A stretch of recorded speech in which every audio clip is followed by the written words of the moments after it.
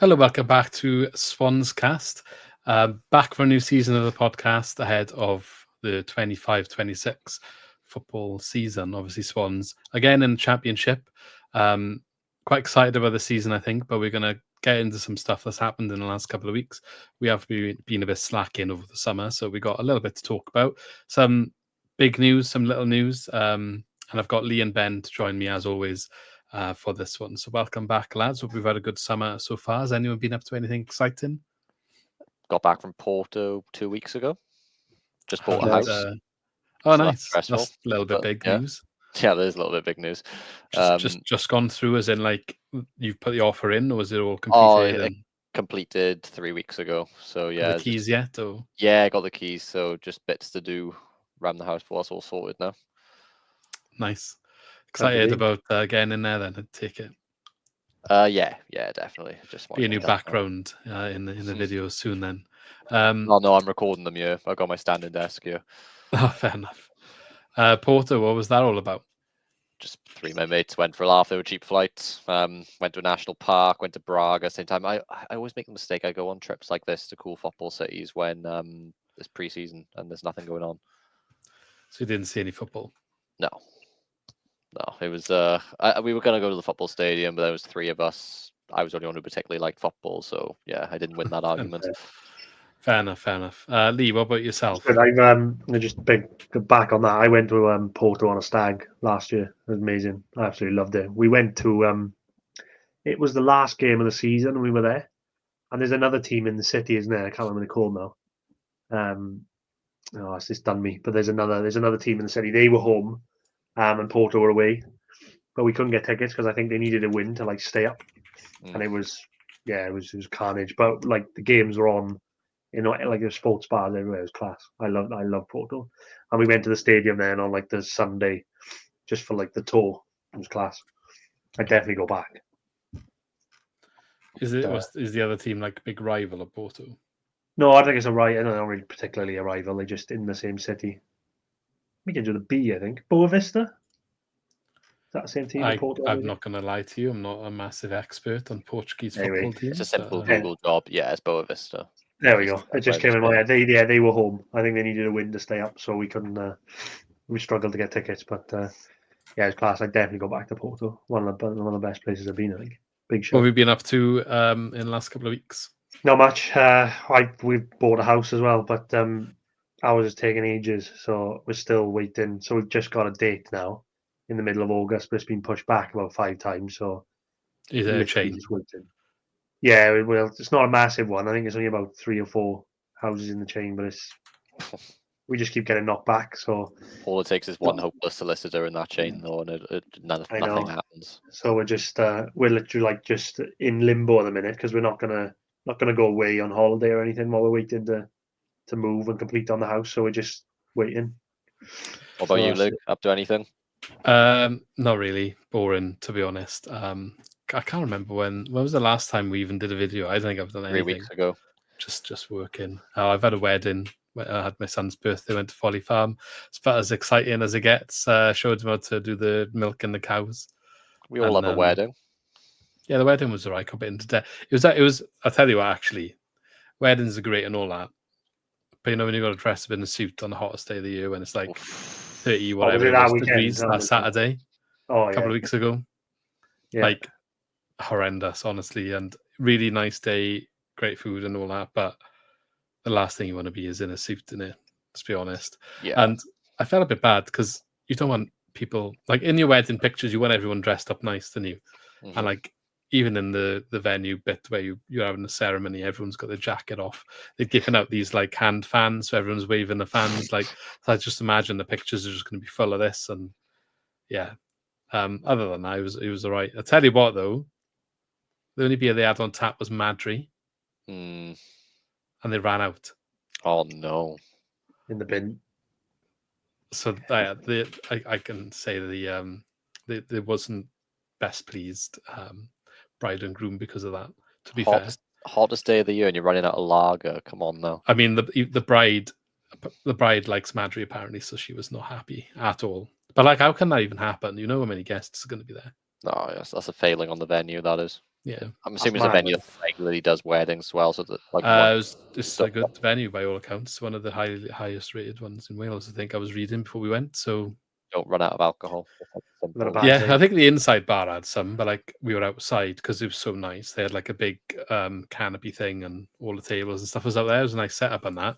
Other than the fact of getting bitten to death by the bugs and stuff. It was in the middle of like the woods. It's like I don't know if you heard of it. It's called Gelly Fawr. Is that Gower? No, it's up like near Fishguard, sort of West Wales area. No, so we stayed in Fishguard for the weekend, and it's like a 20-minute drive. So that we went to Folly Farm then on the way back, because it was literally the wedding Saturday, my son's birthday on the Sunday. So it was one of them. There's no kids allowed at the wedding. So we had to kind of make a compromise. My parents were like, oh, we'll come and have them for the day. But my partner was like, yeah, we can't go to the wedding and not be there for our son's birthday the next day. But then, like, do one of you driving back from West Wales after a wedding at like whatever time means you can't have a drink? So quite a few bit of negotiation things happening there to make that work the best way it could for the weekend. But yeah, it was right in the end. Something different. Didn't have a hangover Folly Farm either, so got away with that. Anyway, should we get cracking? Because some big news as well. You two bought a house, but some big news on the Swans front, which I think is the only place we can really start in this podcast. And okay, we are a little bit late to the party, but of course we're going to talk about it. And that is another co-owner of Swansea City being announced. And was anybody really expecting this? But Snoop Dogg has bought a minority stake and invested in the club. Kind of similar, very similar by all accounts to what Luka Modric did earlier this year.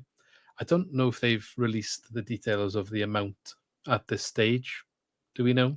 No, we haven't seen anything. They haven't. I would imagine it's not too dissimilar from Modric's input, though, which was what, 5%? It was around 5. I mean, it has to be enough for it to be worth his while, but also just reading briefly about Snoop Dogg, he seems like the sort of guy who just puts his fingers in loads of pies. He just enjoys having his name on loads of stuff. So like, it could well be less. You know what I mean? Like, how much like stake do they even have to keep selling off before they don't have a majority anymore? Now, does anyone know? Well, it depends if they keep diluting. Sure. They diluted loads, didn't they? So yeah, but I think the trust's shares are getting down to like the undilutable amount now, aren't they? Like, yeah, but what, they still need to own what, like over 51?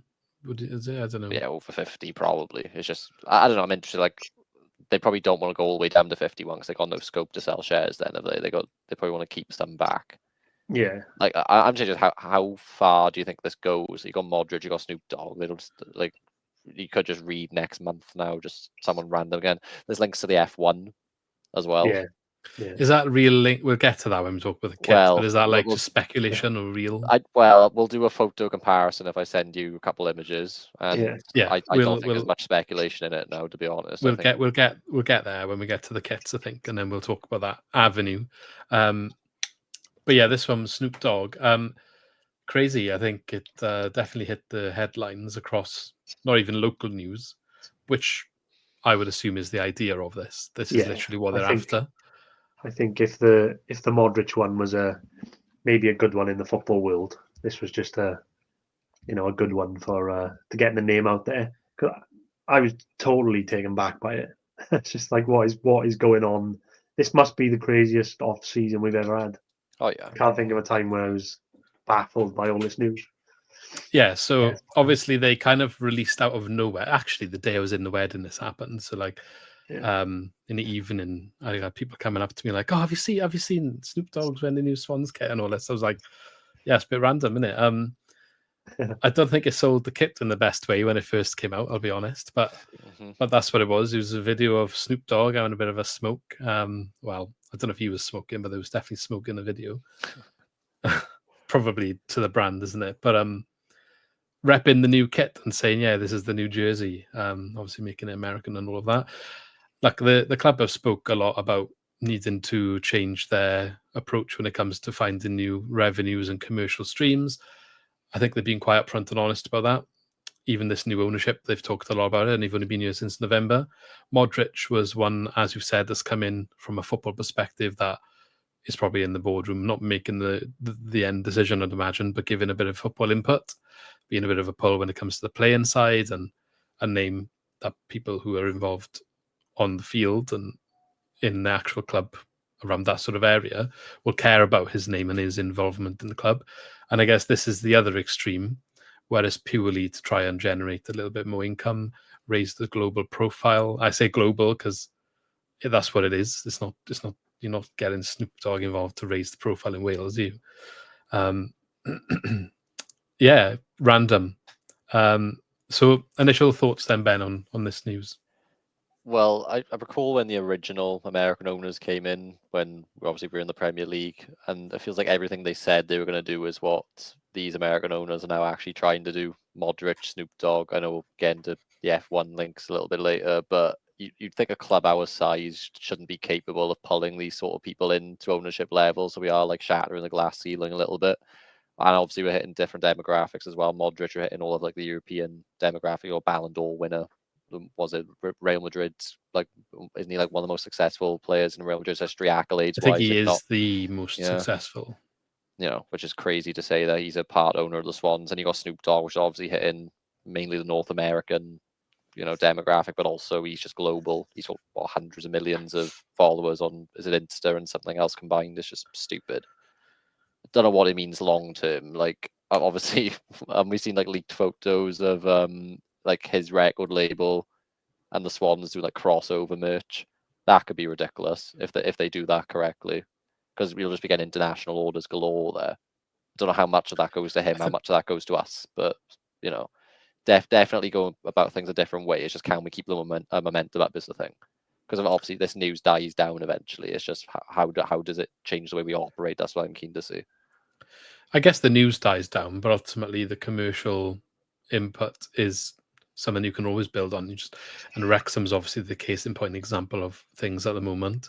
This at the moment isn't a documentary or anything, and you don't have the Hollywood aspect of Ryan Reynolds and stuff, but it's similar in a vein of using publicity and public figures to drive commercial revenue in ways that aren't normal for a football club, I guess, even if that's through merch. We saw, well, I don't know if it was linked to Swansea, but Snoop Dogg's launched his own alcohol range of gin. They're launching, I haven't pulled that up, I'll try and find that in a minute, but they're launching a beer in connection with the Swans, which he's put his name on. Yeah. All of these things will help, I guess, Swansea raise a bit more money. And we've spoke a lot on the podcast over the last couple of years about how we're struggling in that regard. We're probably up against it, even against teams in our league, even though we're one of the more recent Premier League teams that have had a prolonged stay in the Premier League. When we've come back down, we haven't got the same pull when it comes to generating money as other teams that maybe haven't been in the Premier League as recent as we have. And all of these things are just an attempt to try and rectify that or do something different out of the box to make that work. Didn't Swans buy... They've opened a bar or going to open a bar in Wine Street as well. Where beer. So now they're making their own beer. So the thinking, you see these things on the these little bits of the jigsaw on their own, and you're like, okay, they're trying something. But now every little bit of the jigsaw you see, they actually all going together quite well. Mm-hmm. And I guess that gives me a lot of like good feeling that the club's actually trying something and it's going to work and actually be beneficial when it comes to them what we see on the football pitch, which has got to be the end goal at the end of the day. I don't think anyone's doing this to just try and get the Swans beer worldwide so that it's the best beer on the market. Ultimately any gains from that are to facilitate the football club, I would imagine, is the goal. I think what they've recognised as well is that Wrexham have left a door ajar. Like, obviously they've done all the hard work in terms of like building a reputation for Wales in the football world, in like North America in particular, which is probably why they've targeted Snoop Dogg. But obviously they're in the same league as us now. They made a big deal about Wrexham in that one tweet to try and go viral in the States. It didn't work.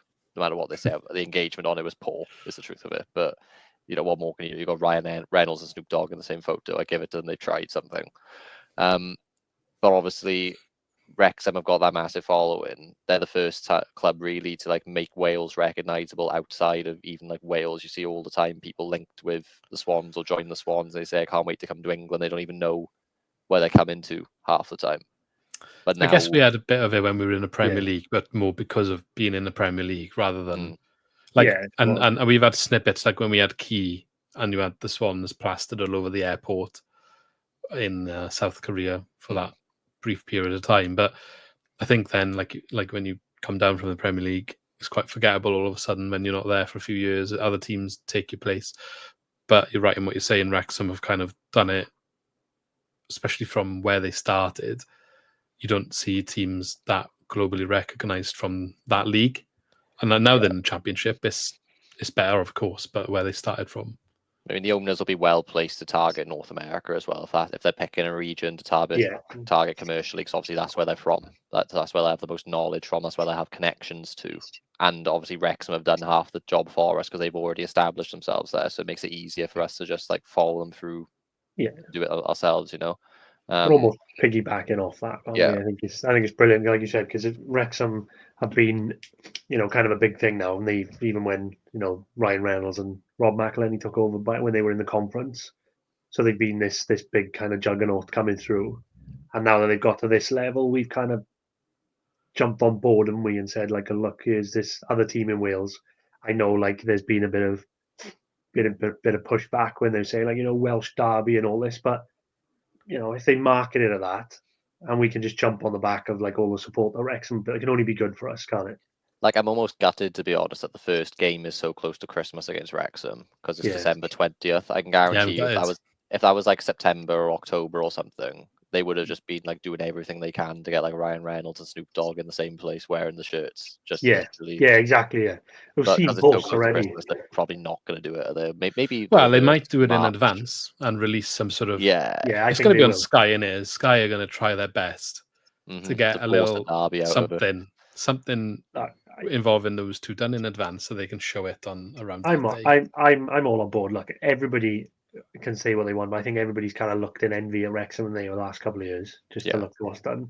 If we've kind of jumped on top of it as well with this and we create this kind of rivalry, it's not a derby, okay, fine, for us like local fans, we'll always kind of say it's Cardiff, but if we make something out of this and it's just for commercial gains, I'm all on board for it. Even if when like Snoop Dogg was announced, I was thinking, even if it's like he's put like a tenner in, it's just such a good feel-good story. It got everybody talking. He's been really busy, isn't he, traveling all around Swansea? You've seen all the pictures of him everywhere. Obviously, they're real, of course. You have to decipher. There are a couple of real ones in there. You just got to decipher which ones are real and which ones aren't. I've just been laughing all weekend at some of the photos. It's brilliant. It's just a feel-good. The Swansea Uni one is real, and I think the Haystack Cafe one. No, I don't think any of them were real. No, I swear two of them were real, weren't they? Haystack one. If the Haystack one is real, what a waste of food that is. Well, do you think Haystack aren't going to do that? I don't think it's. There's no chance. You can pull up the image because if somebody has done that with like amateur level editing, it's AI in it. Yeah, it's AI doing that. Yeah, they're all AI. They're all AI. There's no way you've got to pay good money for it. I know some of the AI ones are like free and like they're funny, but most of the free AI ones you can tell immediately they're fake. Oh no, I've had a few these days. I've had a few sent to me, like has not been posted online, but been sent to me that look pretty real, but they're not. Really? They're not real. Yeah. Oh, AI is getting scary, then, boys. I think. I want to see this Swansea didn't they? Uni one. I haven't seen. I didn't think Swansea Uni would fake stuff like that because, like, I've been at Swansea. It's a trend, isn't it? Well, yeah, but I've been at Swansea Uni. Like Hillary Clinton's literally actually been there. Like, I've seen her walk. To be factually, I just think if he has been to Swansea. It would have been seen something official from the club. Outlet, yeah. Like you would have had him shaking someone's, like there would have been something, or he would have been in the club. They would have made a deal about it. Surely the club would have. Not. I'm disappointed in Swansea Uni. It's quite funny, right? Because the night. Ben, I can't believe you just announced to the world on the podcast that you fell for that. Loads of people did though. My wife. Well, some of them look obviously fake. As in a child could tell they're fake. But the Haystack one, I went to Haystack. I was planning on going to Haystack the next day anyway, right? I went. And there was a queue of people out the door because of that post from the day before. That's why they did it. I went exactly. That's why we should have done it. To be fair, we should have got a picture of him on the podcast with us, like 4 cameras with him, just one full of smoke. There is one picture where someone's with him with Modric, isn't there? Like looks like they're on FaceTime. Yeah, like a fuzzy FaceTime where they probably like. We should have done that. We should have had the 4th box here. Maybe we'll do thumbnail. They got on a call for like 60 seconds just to take a screenshot of it, like. Yeah. The night this came out, where it was announced that he was thing, I was having food in town, and my wife's family got a restaurant in town, and we were going to do a picture with him there as well. But then they'd shut off all of High Street to film something. Yeah. Him. They said, well, that's what I was thinking. Then I was like, oh, are they doing like some like promotional video? But they said it was for they said it was an independent video. So they're like, I don't know, watch this space. Maybe there'll be a video of Snoop Dogg running through Swansea. But yeah, someone messaged me like, oh, Snoop Dogg's in Haystack. Look at this picture. I was like, it's definitely AI. Funny though. I Well, still think we'll put it out there. Ben thinks it's real. I couldn't put it out there. Back on the Wrexham thing that Ben was just talking about. So I did a bit of digging. You know, when this was first announced, so we haven't made it quite clear yet, but this picture that we've seen on the screen right now, which is, if you're not watching, if you're listening, it was Snoop Dogg in a Swans shirt. When this was first shown, which was a few days before it was announced, it was within a week, wasn't it? But like, Yeah. Originally it wasn't announced he was a co-owner or investor. It was just him showing off the kit, which was obviously done to generate the hype. And at that stage, I think we were having a bit of a chat, and I was like, oh, I reckon it's because he's going to end up investing. BBC released something the day after saying that Swans owners basically alluded there was more to come and watch this space sort of thing.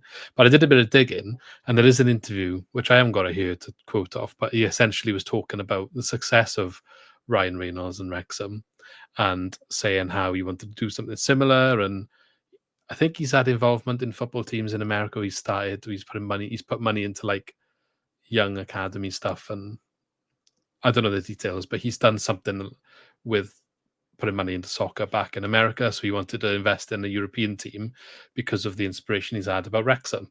And he was talking about Celtic. He was like looking at Scotland, being like, oh, I'd like to do it with Celtic. Now I'm wondering, who's the guy that was responsible for it now? The same person that went out and got Modric. So I forget his name. It's one of the... What, Kravitz? It's not one of the main two. I can't remember his name now. It was I don't know if it's in this. I'll try find it in a bit. I should have got it to hand. But there's one of the ownership group has been the one that's been influential in getting these deals done. And I'm wondering if he not necessarily caught wind of that interview, but I guess if Snoop's saying these things, he's probably putting his name out there, isn't he? Celtic, I would imagine, is probably a bit of a higher buy-in. Maybe that was a bit more unrealistic for what he was looking to contribute. And maybe what you've kind of already alluded to, selling the rivalry aspect with Wrexham was a selling point for him to come to us. After the Modric news, another selling point to come to us. Everything looks like it's going in the right direction. Everything looks like it's going up at the moment, a bit of momentum. I just think it's a bit of clever play. Again, getting Modric in was clever, but then maybe jumping on this when he's been out there. Because if we didn't get him, he would have gone somewhere, ultimately. And I think, there's been a lot of content creators who have talked about this who are not Swansea related, and you get some that are quite excited by it. I think it's quite cool. But then you also get some that are like, oh, this isn't football, this shouldn't be happening. Yeah. And I'm quite happy to ride the wave, to be honest, being a fan of the club that is happening to. I think I don't see what bad can really come of it in terms of, we've talked about the situation of financing the championship and football in general. I think football's got to change, and clubs have got to change to be able to be competitive and to be able to find ways of being competitive and finance that competitive nature. So I'm quite happy to see a little bit of action in trying to do that. And if it doesn't work, we probably weren't going to do it anyway. Let's be honest. We weren't heading in the best direction before. So I think I think you've got to enjoy it. It's so much fun. Like we said, the last 3 seasons we've come on and just said the same thing. We're stuck in that kind of mid-table obscurity where there's no money. You can only kind of just float there in that middle. If you don't get anywhere near the playoffs, you're just stuck there. So you've got to do something different. And this is great. This puts us on the map as well. I didn't kind of contemplate it as much at the start, but now I was looking at it, and when the kit came out, he put it on his Instagram story with a link to buy it. And how many followers has he got on Instagram? in like Do we 100 release mil. the sales of our shirt sales? Like, do we release some I on a don't know. yearly? But like I said, Don't and if think they market it, we probably do. But if they market it as well as this, like Snoop, because they did. I think the official EFL America page put like Snoop Dogg and Ryan Reynolds, and it was Snoop Dogg's Swans versus Ryan Reynolds Wrexham, and they did this big, and it's just going to draw attention to us, isn't it, and bring money in. Our crowds have been dipping. I've spoke to loads of people now who said, like, since this news has come out and there's been a big feel around the club, they've said, "Oh, I'm actually going to like buy a season ticket. It's going to be a good season." So it's already had that effect locally. So I think it can only be a good thing. I know, like, some people might be against it, like you said, saying, "Oh, this is not football," but we've got to get with the times. Yeah, no, I think the attendance even of tonight's friendly, which probably Yeah, haven't gone. I haven't seen the latest result, but it didn't look yeah, like we it was lost going 2-1. away. Lost Yeah, we 2-1. lost 2-1. Never mind. Was decent, to be fair, for a friendly. So I think there's a lot of good feel around the club, and this is only going to add to that. We needed something, so Yeah, hopefully that can transition onto the pitch now going into the season. just a random sidetrack. I know you're just taking the photo down, but I've only now noticed there was a shirt with 20 in the back. Is there any significance to the number 20 with him, or was that just he just picked a number? No I'm idea. not sure. I'll put it back up in a sec. I just wanted to change to this. So this is the trademark for the beer, which is called Drop It Like It's Hops, which I think is quite a cool name. Is I that- hope it's not rubbish. It's outstanding. Oh yeah, I hope it's nice. Yeah, are they going So to this sell it was in the filed on stadium? the 10th of July. When was Snoop announced? Oh, I can't remember. Yeah, they have to sell in the stadium, surely. That'd be brilliant. I'd be shocked if we don't see his gin in the stadium. Yeah. I was going to say, it's actually quite difficult to like make a beer and get that like all passed and things, is it not? You got to go like up through all sorts of like tests and things to get the licenses for it and make sure it's sellable. I reckon it would be quite expensive, to be honest. Though I think I tell you what, I've actually, I don't know if you watched Clarkson's Farm, but I've tried the Hawkston beer recently. Yeah, I hope so. Yeah. They sell it at Morrison's, but it's like £7 or something, or £7.50 for a pack of 4 bottles, which is on the steep side for a beer, I think. But it is nice. But I would imagine similar sort of price range for this. Well, they're going to try export that everywhere, aren't they? A beer with Snoop Dogg's name on it. I wouldn't be shocked if it's more available in the US, and then just like the stadium, the pub over here. I don't know if we'll see it in shops. Yeah. Well, the links they've got, they may just brew it in the US, to be honest. Yes. But that'd be great if it's in the stadium and in the... This is a UK thing, though, isn't it? Oh, no, I know, but like, would it be cheap? Sorry, I turn the light on. Would it be cheaper for them to brew it in the US as well as brew it in the UK rather than trying to export it? I'm not going to be an expert on imports and exports. Is there any tariffs on like alcoholic? Oh, there's tariffs on everything, mate. I had to send something to San Diego the other day, and it was like a month ago, and UPS had like the estimated tariffs based on like the type of product it was, and I looked it up, and it was like they were paying £700 or something, and they should have had to pay like 10%. It was like $70, 70 quid, whatever it was. But then there was a little asterisk, and it said like, these tariffs may not be up to date due to recent political changes or whatever. Please be advised it could be more. And it got there, and if it cost like 700, 800 quid, they had to spend like, I swear it was 700, 800 quid to actually go through customs. It was like a 100% tariff on it. Mental. I was trying to work out what it actually says on the shirt you mentioned with the 20. It just says dog, does it? Yeah. 20. Is that like if it had said like 5 or 4 or something? I thought that could have been like a leak of how much percent he'd bought. I doubt he's pumped 20 mil in either. So it could just be like a number he likes. I don't know. When did he release his first album? Don't people say 420 for a certain dark 20? Is it? I'm not an expert in that category, but yeah, you probably wanted to say 420 on the shirt. They were like, "Guy, we can't do that." I was thinking it said like 4 as a word, but it says dog, doesn't it? Yeah, well, dog has 4 letters, so technically. There we go. There we go. I think that's got to be it.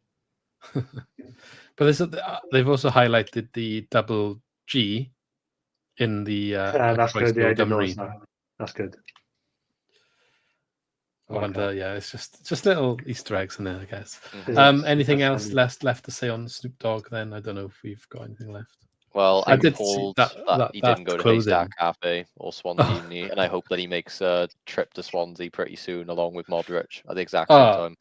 This we could show this. Oh yeah, the Yeah, view. For those That's good. listening, I don't know what stand is this in? Does it I think say? it's in the West. West Stand, right? If you're sitting in the West Stand, if you're listening on Spotify and you can't see the screen, in the West Stand, there is a massive painting mural of Snoop Dogg sitting in a swan's top eating a Joe's ice cream, which I'm sure you would have seen. It's done the rounds online, but I'm looking forward to perhaps seeing that in person sometime. Do you That's reckon quite cool. Joe's have paid anything for that, or do you reckon just because it's always a meme, like we've seen somebody eating a Joe's, a new signing, that they've just They done must have it? known, I would imagine. Yeah. Well, It's good free. It's advertising, free isn't it? marketing for them, isn't it? Like, Yeah, they're not going to say no, are they? No. I think it's great. Every time I see it pop up, I just think, what the hell is going on? I didn't realize he was a think brand it's fun. ambassador for FIFA. That's what I mean. He does it. He does loads. He does everything. He's I did like- definitely. Go on. Go on. I was going to say he's definitely going to be in the Lando Social Club before every game, drinking a Guinness. I think.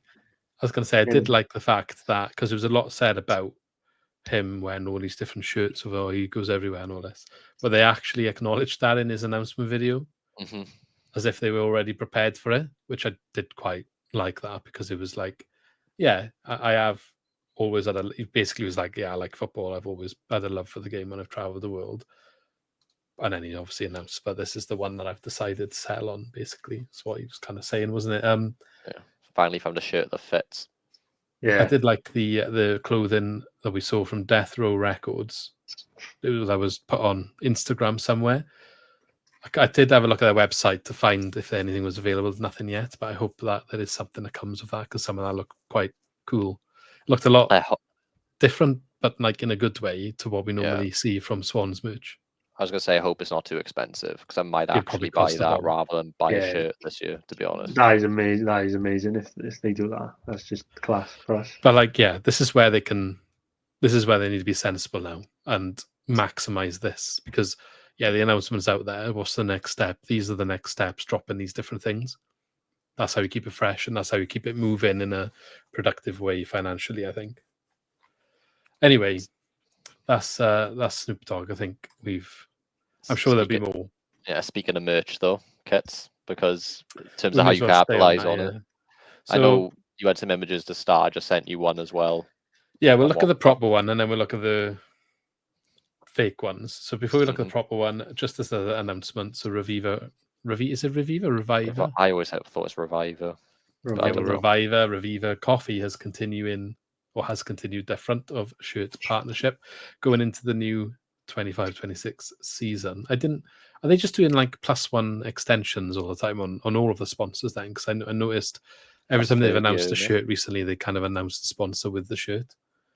I don't know. I mean, they've been with us 3 years in a row now, haven't they? Or the partnership's been 3 years at least. So I didn't really come as a shock, to be quite honest. It's one of them where I kind of like the brand and how it looks on a shirt. To be fair, I think it's quite clean. It complements ours quite well. But the coffee's not the best. I love coffee. Huh? It's just orange. It's not the easiest. No, like, but I just mean the actual coffee. The drink. Someone in work with me won a competition where they were like giving away wrong thing, where they were giving away a Swans signed shirt, but like every time they do something like that, Reviva, they always give like all their coffee away to get like the beans, the ground, the coffee pods. So I've had some of it, and it's all right. It's just not the best. But at the same time, I never heard of it before, so I was kind of expecting the worst. Mm-hmm. Is it this one? Yeah, here we go. So we got Liam Cullen repping the actual home kit properly. It's quite cool, actually. I never noticed when I was looking at this originally. They got references to past players on the wall behind. Yeah, Gillian Bowser. And Tom Bowser. Whose bedroom's this? Well, you're telling me that's not actually Liam Cullen's bedroom. It's Dan AI. Yeah, Tom Williams on. So random. Is it Tom Williams? Yeah. Cyprus International. but not What's that like. on the wall? This one. Are we trying to? Is that Are Jack we Hawk? No, I I don't can't think it actually. is. Can you zoom in? Are we reading into too much now? Is there You some you sort of click on Easter the egg image, in this? surely. Oh, here we are. Oh, it's Britain. Arsenal on Britain, yeah. Who's Maybe this Britain's one? coming out of Roberto retirement, thank God. Martinez. Who else is acknowledged in this? Cyril and Sybil. Yeah, Can't Cyril. forget them. I wonder if anyone can work out what squad this is. It That'd looks like the first one when we were in the stadium Do you reckon? with the travel house kit. 20 years ago. That's what it And looks then you like. got 2004, 2005. Here. Maybe this is because this is what lined up with Cullen's age. Because what is he now? He's like 25. Maybe. Is he? Maybe. This is like when he first What's this, started the watching last the game of the Swans. Vetch? Or? Lights No, go. I think. it's Oh, lights that go if out. it's lights go out, I think it's the last game at the Vetch under the lights on Tuesday night against Oxford. It all seems to be a similar era, as my point. So it could be Yeah. when Liam Cullen actually started Maybe. watching the Swans. Are there any Easter eggs in there? It's like Snoop Dogg under the bed or something. That's 2008 as well, isn't it? That one. There. Yeah. Well, he's 26, Liam Cullen. So Oh, it is does- Liam Cullen's bedroom. Like it says Liam age Oh, 9. Liam age 9. Yeah. It's quite cute, really, isn't it? Anyway, Yeah. so this is the kit. What do you say? Is a Snoop Dogg under the bed?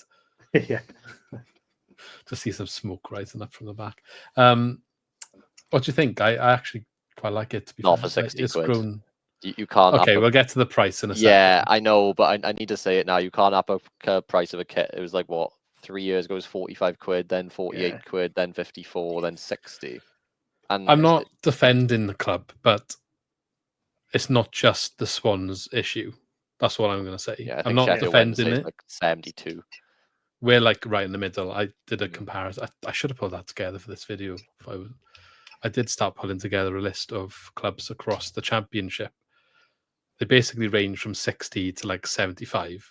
So Yeah. we're kind of in the middle. It's as if they've gone out, looked at what the average is, and gone there. So that I guess we can't be called out on a wide.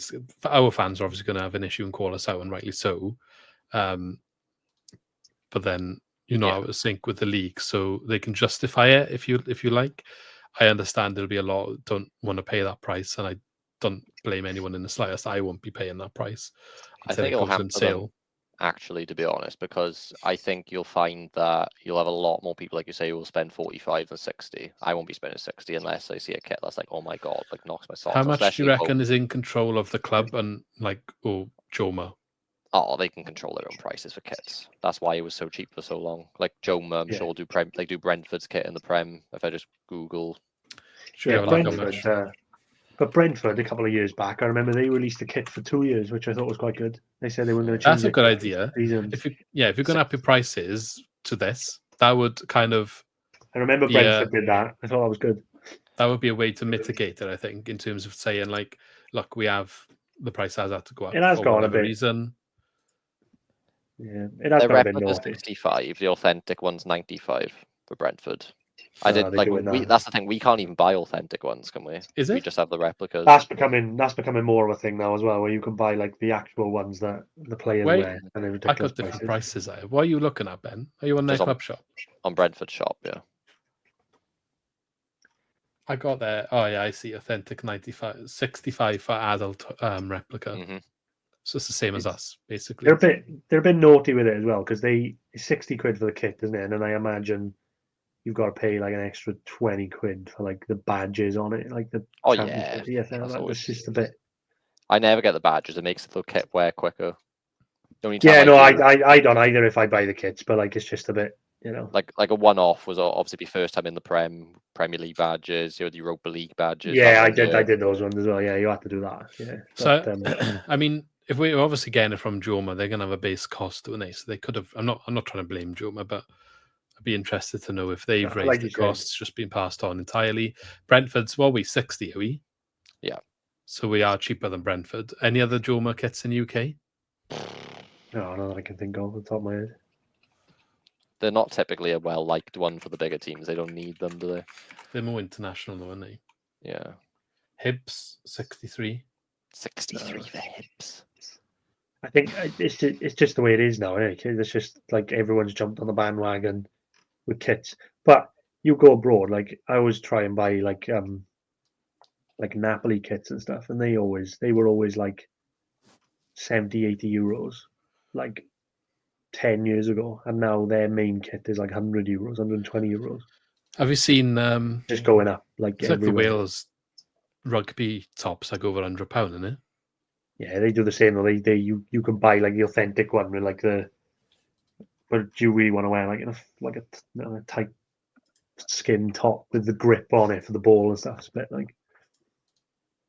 Yeah. Yeah, but you can't actually wear it properly, and it just rips eventually. Yeah. And The Joma sizes have been a bit dodgy as well. Like they're not very flattering.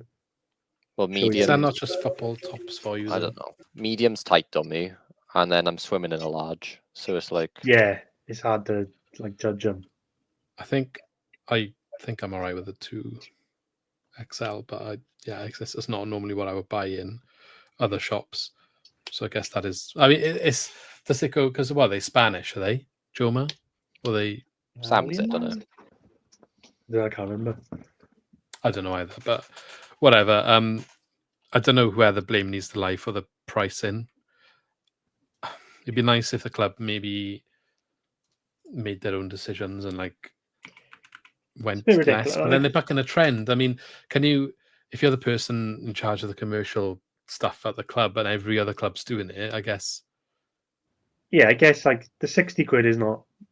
It is a lot for a kit. Like I said, I won't be paying that either. But if it's kind of in line with the rest of the championship, then that's what it is. But Wrexham is 65, and they've just come up from League One. Yeah, that's that. I don't know if we can use Wrexham as a fair example though, because like they got probably tens of thousands of people in the US who'll just pay more than that if they wanted to. Maybe we will. Yeah, no, I know that, but surely that's worse. They know they're capitalizing on their market audience. Well, they're capitalizing on people with extreme wealth in that demographic. So true. But if you're paying for postage as well, they'll probably pay more. I know from Wrexham fans that I know who live in that area, they find it very difficult to actually get hold of a shirt for a lot of the time. Maybe it'd be different now. They've got a championship. Maybe there'd be a bigger.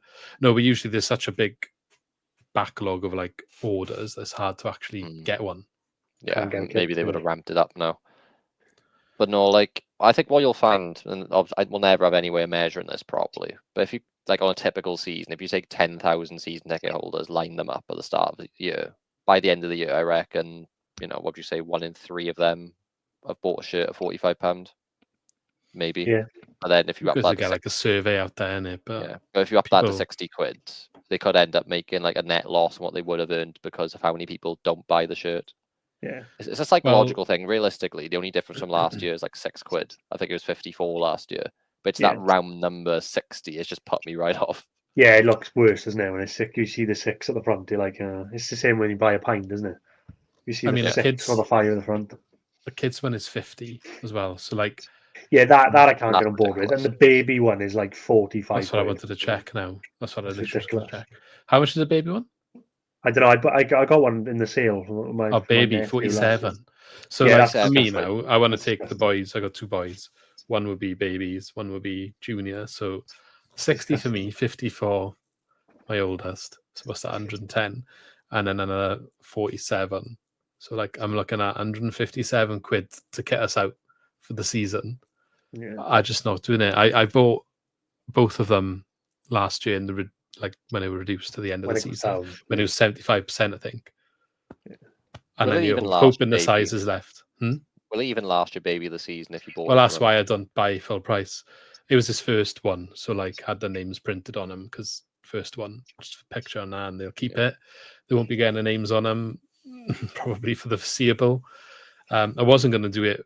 The name printed on my eldest the second time because I bought them both one. It was when we went to our first match. Well, I took them to their first match.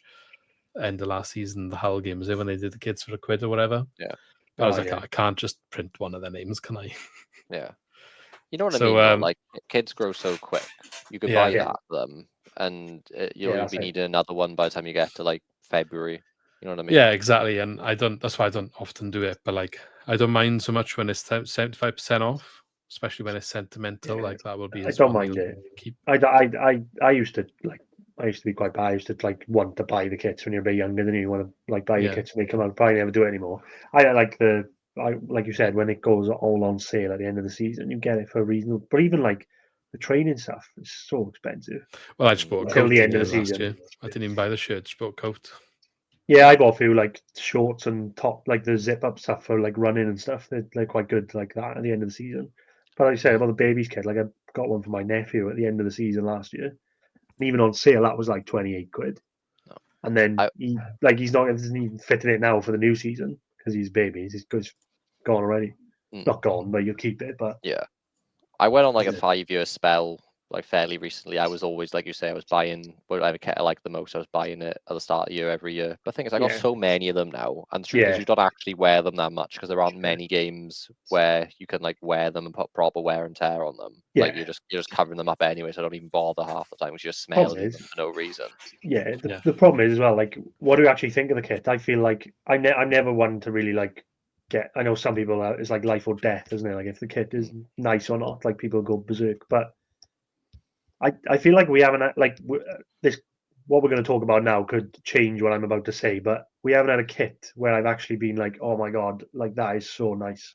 I can't think of a kit that's knocked me off my feet for ages. What's the I last don't know what one? you can do with white though. Like, I think there's so much you can do with white and black. I think you can have a lovely kit in white and black, but they're just never like that one now. The whole when it came out on Snoop Dogg, I thought I was like, oh, it's a bit, I'm not really fussed. But then when I saw it in the Liam Cullen picture, but I think actually it's not that bad. But someone sent me a picture of like have you seen like the police uniform when they wear those like checkered ties? And someone sent me that. Now I can't unsee it, like that checkered pattern on Yeah. the thing. But the check bit is a bit throws me off on the collar. I I think I need guess to the see it in last kit, person. I guess the last kit I thought was like really really nice was when they did the Gulf Oil like one where they wore it for one game, didn't they? That like throwback one to the Autoglass Trophy final. Wasn't that like And it last was, year or year before? yeah, either last season or the year before. I really liked that kit. I got that one. I think that was the last kit I bought. But apart from that, I can't think of. For me, it's going back to when we ditched the gambling sponsors and had Swansea Uni on, because that was like a big thing. Like we Yeah, made they like were a nice. positive stride, like for the football. Well, Yeah. certainly for the UK, because everyone else like followed us. Before that, I'm not gonna lie, I think I'm going back to the Prem then. Yeah. Obviously the best one we've had despite the sponsor was the centenary one. I think we'll do Oh, well yeah, on top of that- that. yeah. That's the best kit ever, but you That's can't the best match kit, that yeah. because there's a reason behind it. Yeah. Yeah, The I know, fact but that like the white fact and Real gold. Madrid literally copied us the next year. Like, come on. Yeah. That white and gold is just absolutely just perfection. And then add on that it was like probably the best season ever. Mm-hmm. And we won the cup in that kit. I as won well, the didn't cup, we? and that's it, just white and gold. I bought a kit that year as well because it was the centenary season. They brought out like they did remakes of all the old kits, and I bought like the yellow one with the like red and blue stripe across like the like diagonal across the shirt with the old badge. I can't Mine don't fathom fit me why. anymore. That's my favorite kit that I own. That one, the yellow one, it's amazing. I And can't speaking of the fathom why. badges, Ben, like when I've washed my centenary one, that badge bit is like it's like shrunk, but like the kit around it hasn't. So it's like always like as if the badge is like scrumpled. Does that make sense? Like the Yeah. badge is really tight, so it like pulls the kit in. Not that it fits me, but like it's annoying because that's Yeah, the I nicest kit. I think I you're was right. I only- think. Sorry, go on, Ben. I was gonna say I was Cut only you a off 10 child. times. Yeah. Sorry, Ben. No, I was only a child at the time, so it wouldn't fit me now anyway. I bought the away one that year. I don't know red why I and green? did. Yeah, it was a lovely kit. It was, but why I couldn't appreciate the white and gold at the time, I don't know. Still, I wanted both, but I had to make a decision on one, and I went with the white and gold. I've still got the. I should do a show and tell one day because I was like, I was trying to collect all the kits. I got loads from like back in the vetch and stuff, and like. But I think the centenary one, I got the red one as well. I think that's the white one. The centenary one is probably. I think it might be the best ever. I think that's a good debate. That's one for future ranking kits, and I'll have to set that up. And I'll tell you what was good as well. Remember the orange one when we got promoted as well? When we first got promoted, we had the orange away kit. I weren't that fussed on that one. Do you know what? It was different at the time, but I've got it upstairs, and it's a bit out there. I'm not. Yeah, it looked I more like a goalkeeper jersey. Yeah, I remember when it came out, and everyone was like, "Oh, really?" We're like, but it's our first Premiership kit, so we might have to just like it. Yeah. Anyway, still on the kits, there's a couple of leaked pictures that are still not confirmed. This one is something to do with Snoop Dogg. Was that right? So like the Yeah, I think Death it Row was Clothing or Death Row Records brand, and somebody who's at the guy Death in the Row. Swans kit? I don't know. I assumed possibly like a rapper or someone associated to the music industry, but I have no idea. Yeah. I'm not So sure. anyway, wrecking he's it, wearing some sort of purple Swans kit that I've never seen before. It's got Reviver Coffee sponsor on the front in white, which is white trim around this purple or burgundy kit, and actually looks quite nice, to be fair. The Swans badge as well isn't the same one as on the home kit. Which, what is that badge? Is that like a nod to past? No, it's kind of like a bit of a modern remake of an old badge, isn't it? That's the Gulf Oil era, surely. I Yeah, recognise that on like Alan Curtis. That kit Yeah. looks really nice. It's not like actually an old badge that we had. It's very similar, but it's just like a bit of a modern rebrand of it. But they got that badge on the all the like travel stuff that the players were wearing when they went on tour. They all had that like cream tracksuit on, which looked really Makes you nice. think why it's not on the home kit, really. With that badge. That badge is lovely, I think. And that cream tracksuit training stuff they had on was lovely as well. So this kit, I would assume if it was going to be one of our kits, it's probably the away kit, isn't it? Yeah, because of the sponsor. You made a point. I don't know if we were recording yet. Because the sponsor is Reviver, they probably signed up to be the home and away kit sponsor, aren't they? So yeah. Which, I mean, I think would we normally release the kits at the same time, or is there normally this? No, they always do it separately now, just to like home and away. I know third is usually like a big deal, like a couple of games in, but like I still thought home and away is usually historically they did. I don't know if last year they did mind. I think they proper like. It's not usually this much of a gap, though, is it? Never been so much like fuss over releasing the kits that I can remember, unless it's just a bit more. It's just more that everything's social media and stuff these days. I think he's always trying to capitalize on it, isn't it? I think like you're probably right. I think you touched on it again, like before we came on, Luke. You said like were they waiting like with the Snoop Dogg thing? Were they waiting for that before they brought that home kit? Yeah, and now is there like a sign in or something? Are they gonna chuck the shirt on him to announce? Yeah, because it takes. Just I don't know why there's so much like smoke and mirrors with the kits. Like just smoke. Oh yeah, there we go. I don't know why. Just get out there, like, and then it gets leaked, and then stuff like this happens. It's like, well, just put it out. I mean, I guess they will know how much they'll have last year's kit sales for the home kit in terms of launch window, and they could probably compare that to what they've done this year, doing it this way with like teasing it with Snoop Dogg, then releasing it, because they don't even release it the same day today that they announced, like showed that video. I don't think it came out, or you couldn't buy it until like the next day or something. I think they mucked up doing that because like they just made it seem like more of a joke than it actually was. Yeah. I mean, I think maybe they were saved for the fact that the issue was all over the news, like everywhere. So we'll see, and they'll have the data, so they'll know perhaps what lessons they can learn. If it works for them and they sell more kits, then can't knock them, I guess. But I do want to know. Like, what were you, 23rd of July? So, what were we, like 2 or 3 weeks away from the first game? Yeah. Borough away again. We hate to see it. What is Borough's kit this season? Are they wearing white, like red and white? Just plain red. Borough always is, surely. Oh yeah, that's true. If they're red, they got white trim through the middle. Oh, they do.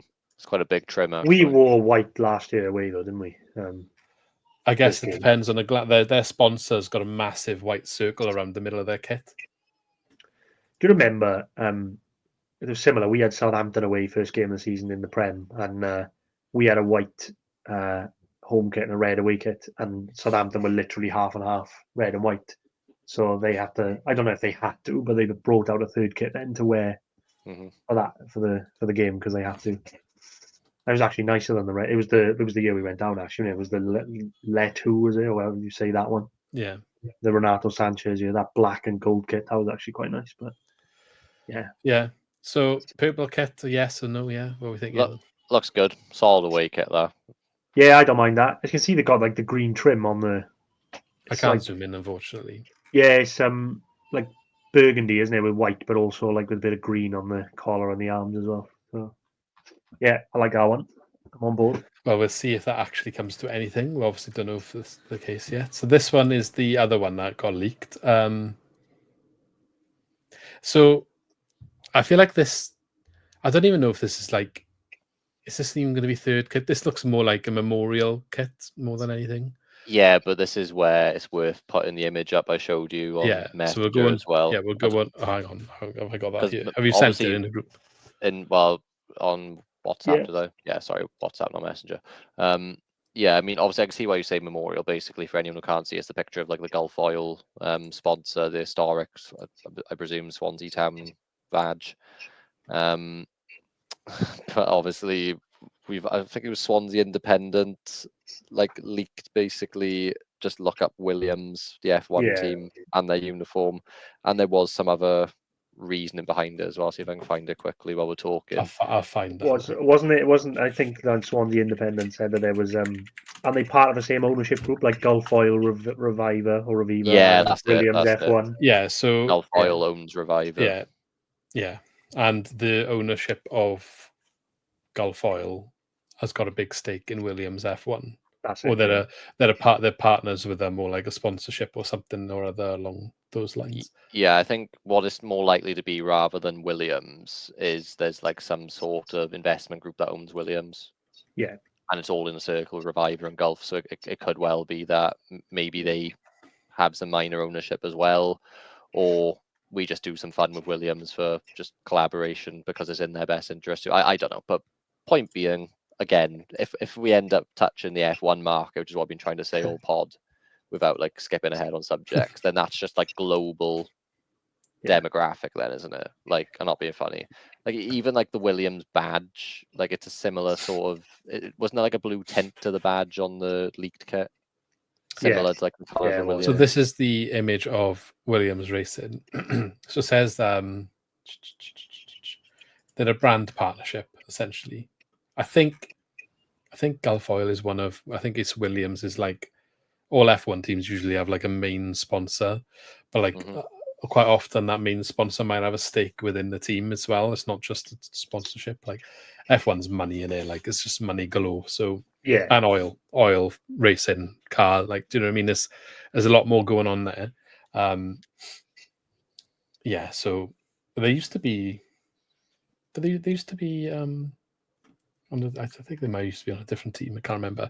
I'll put the other link up a second. Yeah, if you look at that like racing gear that they had on and the potential leaked kit, I don't know if it's real. It's very similar, isn't it? If that's AI, then I give up.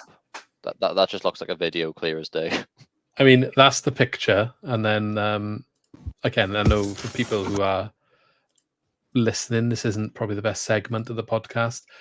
There's a kit video which got leaked of a kit that looks like the Williams Racing Gulf Oil, kind of like the classic Gulf Oil kits of the Swans combination going on, with more of a modern Gulf brand on the kit. But the thing is, it's white, isn't it? It's white with orange stripes in the middle and a blue trim. So I don't think it can be even a third kit because it's white. It's blue. Wait, what? Nah, looking at the same kit. That's the third kit, man. That's white. That's blue. Kit. That's tinted blue. It's like light blue. Like if you go back to the Williams like racing kit, it's the same light blue and orange. It looks white to me. Nah, mate. Someone needs an eye test. It's like that press.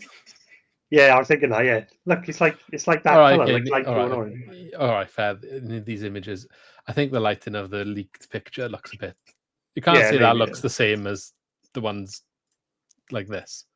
That is clearly a light blue tint. No, it's a slightly different shade of blue. But I think the lighting perhaps maybe the look at the badge. It's the same color as the swan. Yeah. Anyway. Well, whatever. If it's light blue, it's still quite similar to white, though, isn't it? Yeah, but this is the thing. It's a third kit. Like white isn't going to clash with purple, is it? We'll see. Maybe it'll be third kit. Maybe it'll be like a one-off. Like thing is, the last couple of years, they've done a couple of one-off kits, haven't they? Yeah. The thing is, though, I feel like they've probably thought this through, thinking how many teams in the league, if we go away to them, is that purple kit going to clash with? Yeah, but they wouldn't have seen them all by the time that was designed. No, but you know what color a home shirt's going to be for each team, don't you? Yeah, I guess.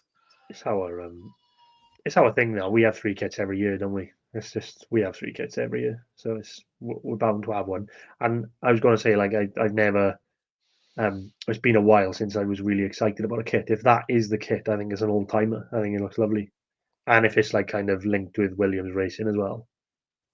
Yeah. Yeah, I'm gonna hold out spending 60 quid on it still, but Yeah, you know, yeah. I'm gonna try and hold out. Whether I actually do, I don't know. Because that one, I think that is amazing. And I'm trying not to get like too excited, but we were talking about it on our group as well, and we said like Cullen and Cabango and that were in Silverstone, weren't they, for the British Grand Prix? And I'm thinking just trying to be controversial. Well, not controversial, but just trying to get excited. But I think, Like, what if they were there for like the kit launch? well, Well, they were were in in the the Williams garage, were they? weren't they? Yeah. I Oh, haven't they were seen in the that. Williams garage. There we are. So they could have. I'm just expecting the picture to come out with like those two, like the picture you had up with the two drivers in the jumpsuits, and then Yeah. like Cullen and Cabango in the kit next to them with the car. But yeah, That's what I'm maybe expecting to come out. it could be AI buzz. Yeah, it could be. But Yeah. no, I'm sat here right now as a man who's saying I'm not going to spend 60 quid on that top. But then fast forward about 9 weeks or so, and I could genuinely just be wearing that £60 top with Luka Modric on the back, wearing some like Snoop Dogg Swansea City crossover like baseball cap. I'm not going to lie. It's just one of them things. Just got to play as it comes. Have we seen the picture of them in the garage then? Is there a picture of them in Williams' garage? Is that like No. confirmed? How did it come about? Like, there's no photographic evidence of it, but it was just like I can't remember. I think maybe on their they put it Insta on stories. I think. Yeah, One of they their were just Insta there. stories. Yeah. I'm all We'll over that see. kit though. If it's that blue and or like the blue and orange, it's just that's gonna do me. I think the next lovely kit that we have. The collar on this is quite similar to that burgundy top, by the way. Yeah.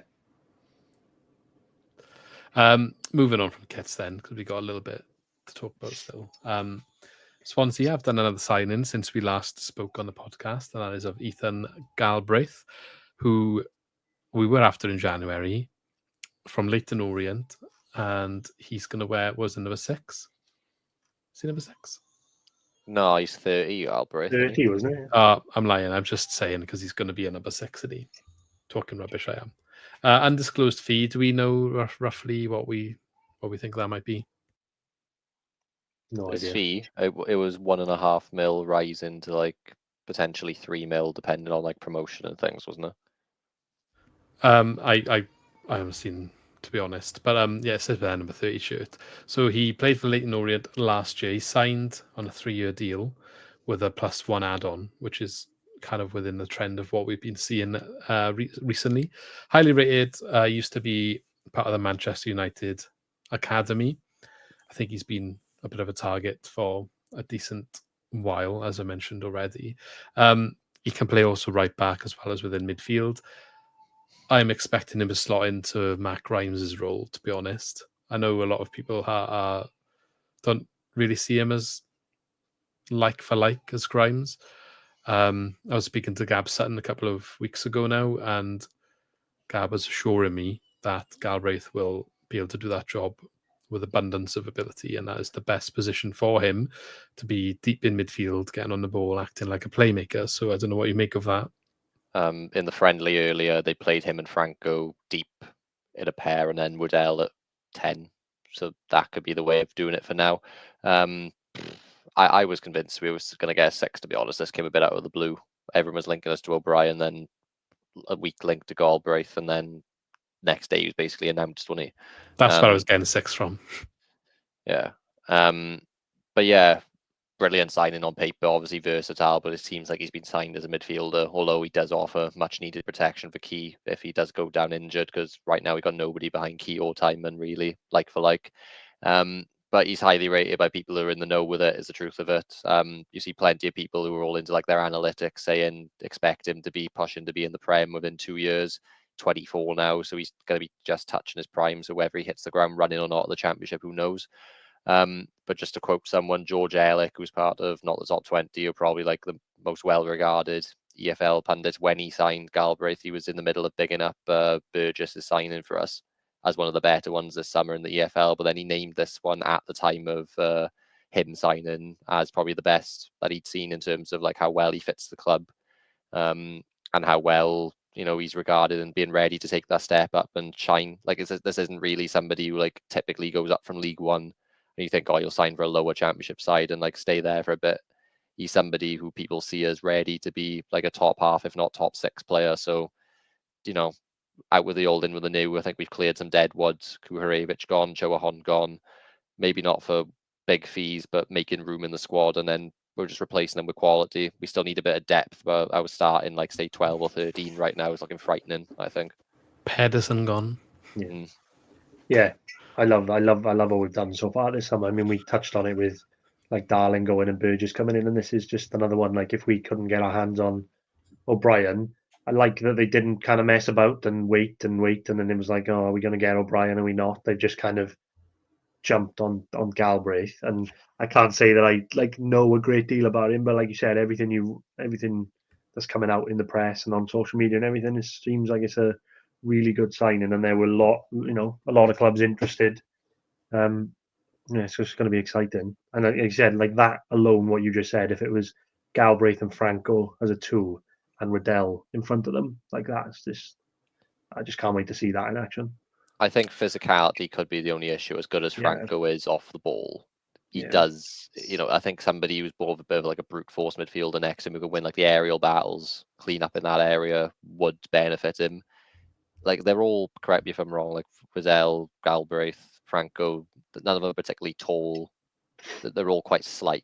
I do worry that, remember like the Porter era, playing good football, but like we would get bullied away from home. I just hope it doesn't go that way.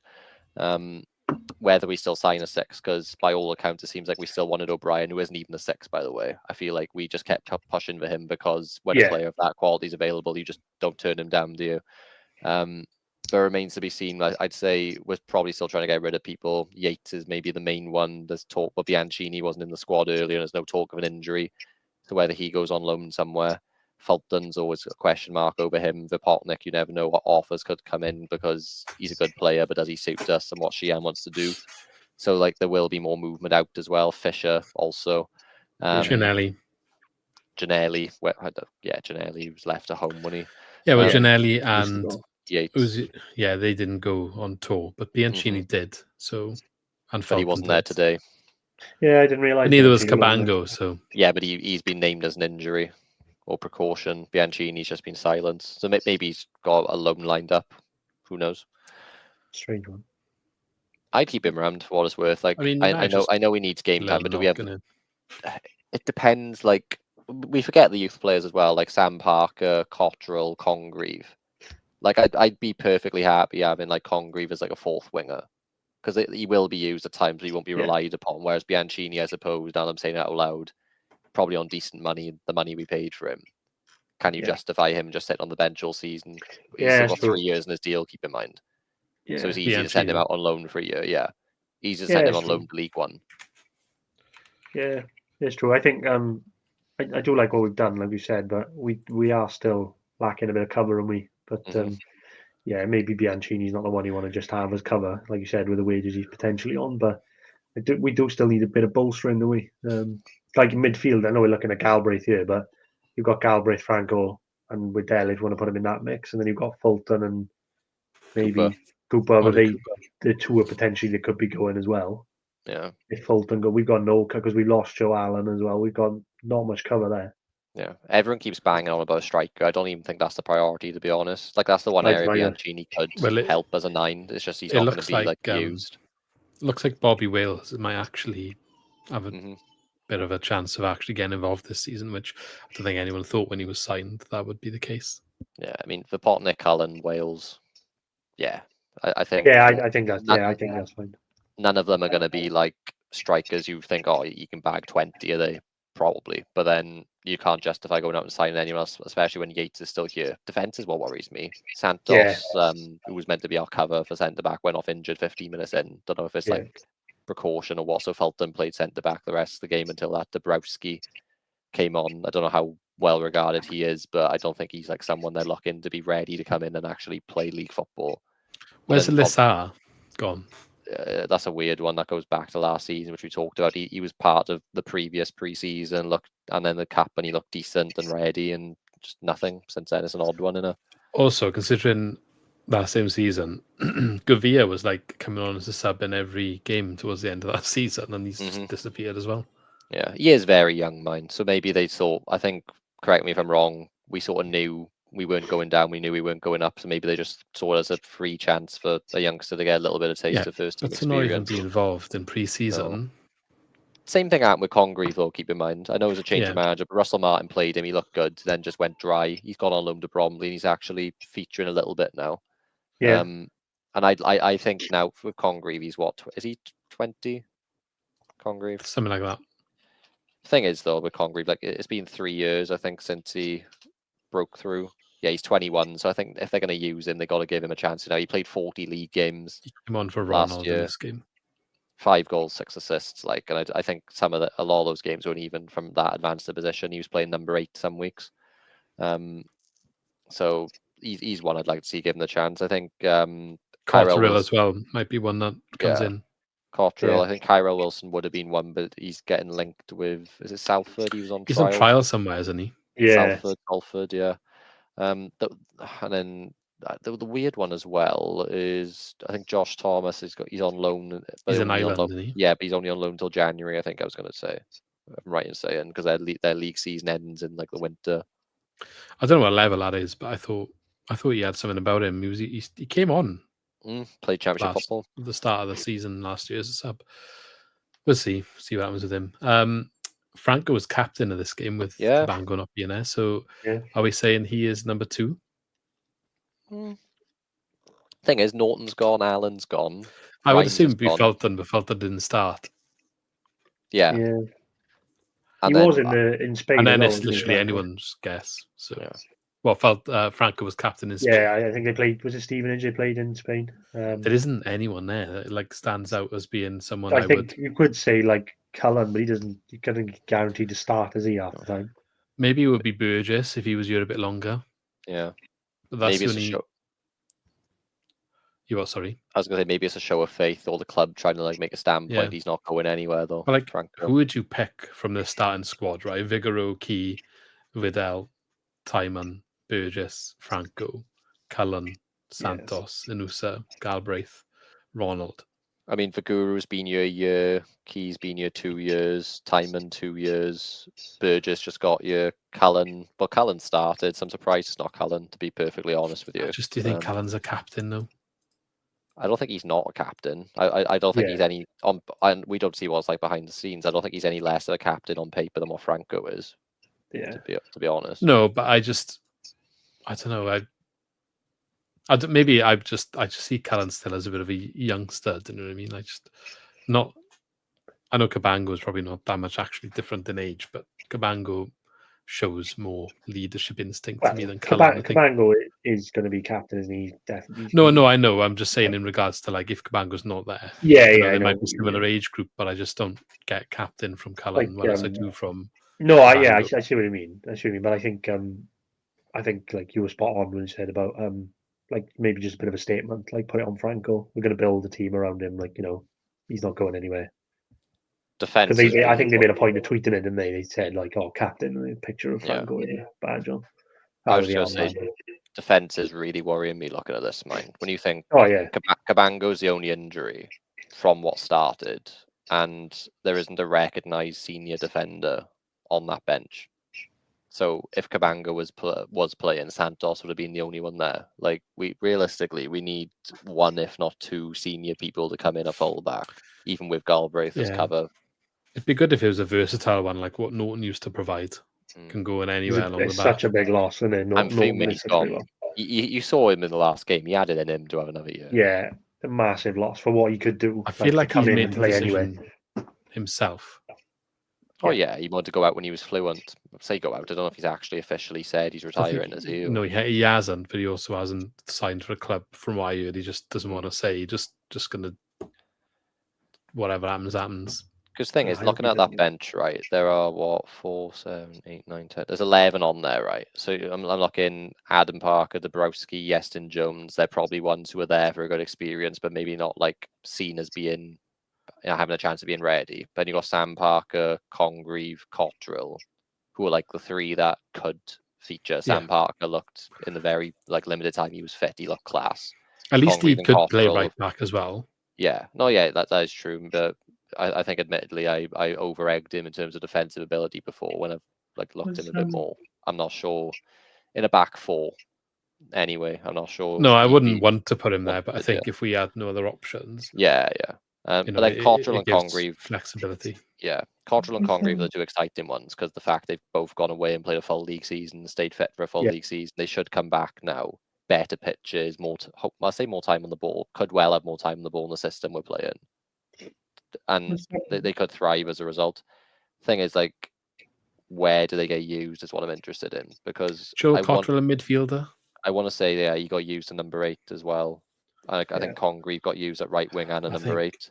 Congreve can play all along behind the striker and in centre mid. Yeah. Cooper, obviously, that's where he's getting used for Wales, number 8. Galbraith's been brought in, he's number 8. We just have all these Cooper people came who on play for 8. Franco, so today. Yeah, I mean, so that looks like, I'm trying to see. So Arthur Parker came on from Galbraith, but Cotterill came on for Vidal. So I'd imagine Cooper and Cotterill was centre mid. Congreve came on for Ronald, so he probably was more forward. What I'm interested in as well is where does slot in, because typically we saw was better on the left wing, and Noosa's definitely a left winger.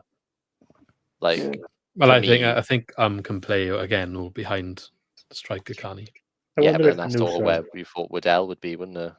As a start. No, I mean all 3, or he can go anywhere, either side or in the middle.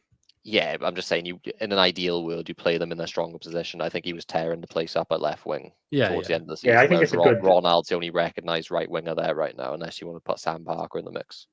I guess it's frustrating that he got injured right now, when he should be trying to fight for that starting berth. Mm-hmm. Yeah, it's a good. There's a good area where we've got covered, though, like you said, the 3 across the middle, and probably up front we've got quite a lot of cover there. Because if you've got a Noosa, Ronald, and Vidal, you can kind of move them around, can't you? I think it's because we're going to have to make changes around the season. But unless, like you said, was so good on that left wing, cutting in on his right foot at the end of the season, do you think Noosa is left-footed if he likes to play on the left wing? I think he's right-footed, but he cuts in. Right, okay. Double check that. Makes sense if he cuts in, because that complements what Timon does to Nego and wide. Because that's what we were doing. The one on the left was cutting in, Timon would stay wide, and Ronald would stay wide, and Key would cut in the other side. I like what they've done there. I think maybe must be able to play on the right. I don't know. Maybe they'd be interchangeable, but Ronald seemed... Well, we did to be fair, Ronald's best game last season was in the cup. Who was against now? We scored. He played on the left. In the corner. Was it Cambridge or something, was it? Yeah. Someone. Yeah. I think we're actually become a victim of our own success. I don't know, say success loosely, because we haven't actually started playing football yet, but in terms of the transfer market, because that 11 looks really good, even with Cabango injured and Om injured, right? Yeah. But then, we need a left back, ideally a right back as well. I think we're done at centre back, but we could even do another one there. Anyone we're linked with and we try to sign, they pretty much know. They're not coming in to start. I don't think we have the resources now to sign anyone who can better that 11 on a permanent. I think we might get into the loan market a little bit to fill some of these. I think we'll have to. Well, we've got to get cover around now for, especially like you said, especially a fullback. When obviously there was a rumor which turned out to be not true that Timon was injured for a while. I was thinking, what on earth are we going to do at left back? This is the thing. Timon's playing, so all that nonsense. No, I know, but it's even though it's not true, it is a bit of a wake up call, because what if he does get injured first game of the season? Who is going to play left back? I was going to say Cabango or Burgess gets injured and Timon gets injured, and that sounds very specific, but it's 2 injuries. It can easily happen, and all of a sudden you haven't got a left back, and you've got no centre back cover on the bench, and then the centre back you're starting Santos just isn't really going to be up to much, is the truth of it. So that's the thing. At least with Key you have a plan, don't you? Or you can stick Galbraith there and you'll do well. What is the plan if Timon gets injured right now? We don't have. It was the same last year though. We just got away with it. Yeah, but we did have cover though. We had Norton, and he did actually get used. If Timon got an injury that was a couple of weeks or months, Norton wouldn't have been able to start every game. Yeah, keep in mind we did actually play back three last year, and then you could have justified using the wing as a wing back. It did get tried. It didn't Sure, say on was there, well. wasn't he? But like, he was a hindrance. We were nothing. we were lucky last year because Timon played every game apart from one, didn't he, when he was suspended. So I think we got away with it. Like, it's the lack of left-footing options for me, to be honest. Like, if you want a wing back, you want them to be on their dominant foot on whatever side they're on. Like, Parker's right-footed, Anusa is right-footed, and Ronald are right-footed. You can't even like make a proper makeshift wing back out of that, can you? Can Burgess go there because he's left-footed, isn't he? He's not the quickest, though, is he? No. I'm just wondering. I don't really know. I'm just wondering. Must be something they're looking into. Hopefully, even if it's a loan, but to cover.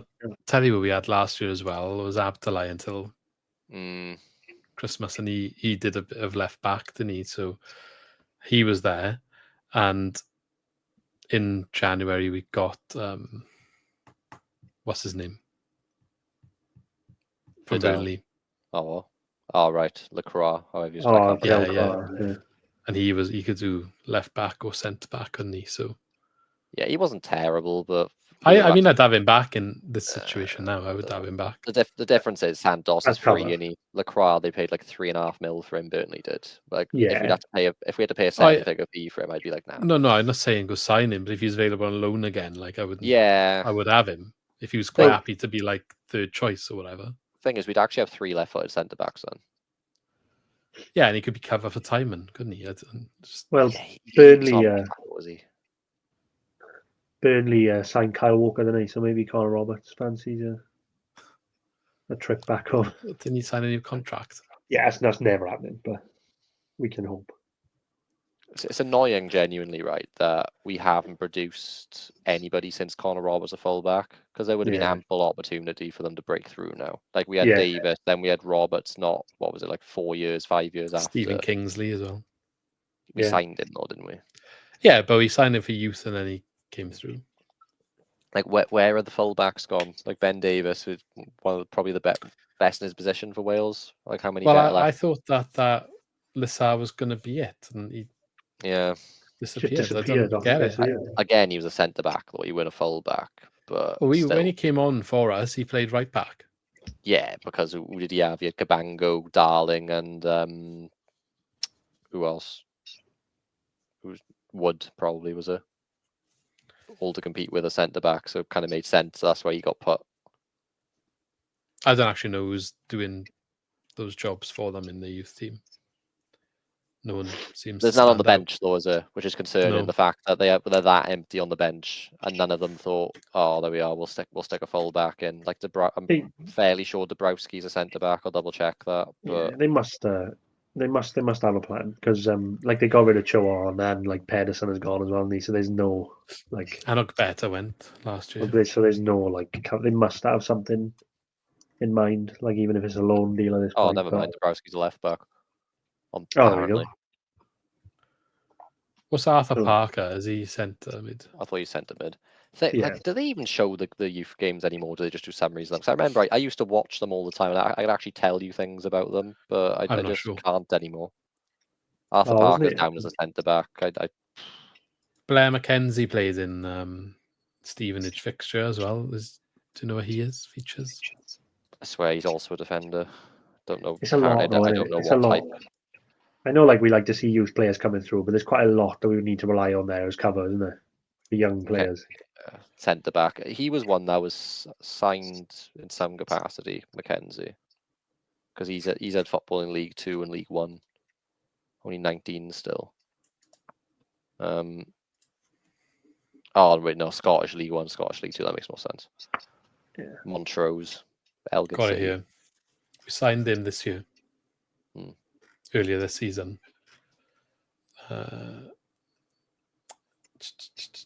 He came on trial first, and then he's a defender. Yeah, he came from Aberdeen. Yeah, thing is, just turned 19, 1.92 meters. What's that in feet? Like 6'5", is it? He's a left-sided centre half. 6'5". Is that out for 1.92? Maybe he's fourth choice centre back then. Let's have a look. So you got Santos, who I'm assuming is a right-sided reserve, and then he might be left-sided. 6.3 foot, but that's not 6'3". That's like 6'5", it says in his. It is 6'5", is it? There you go. Yeah. He may still be growing at that age, as stupid as it sounds. He can grow till He probably 21. is. He's got 2 years left.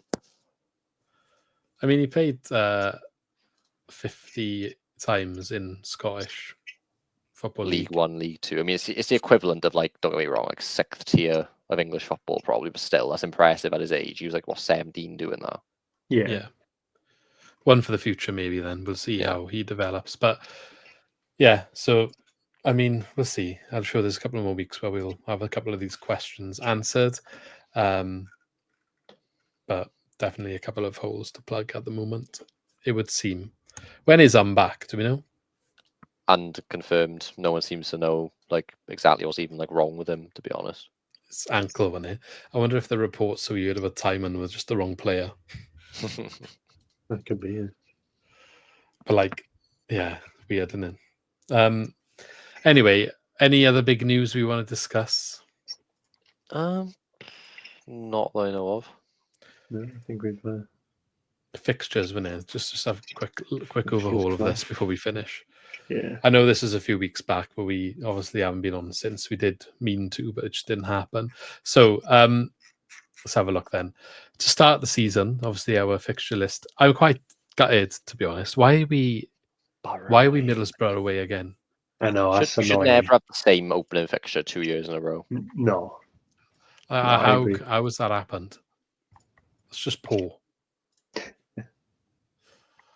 I can understand the premise, right, and hear me out, of them thinking, right, the most well-travelled games are going to be in the summer at the start of the year when it's fresh. So, like, put the worst ones at the start so people will actually want to go. Because let's be honest, if that's like a midweek in November, no one's going. At least it's on a 2 weeks Saturday. I didn't realise it was that close. Yeah. Yeah, it's officially that must be. I haven't seen the thing, but that must be officially the longest trip because us and Middlesbrough are the top two for travelling teams, aren't we, in the league this year? So that must be probably are right in that sense. That is Middlesbrough further than Sunderland?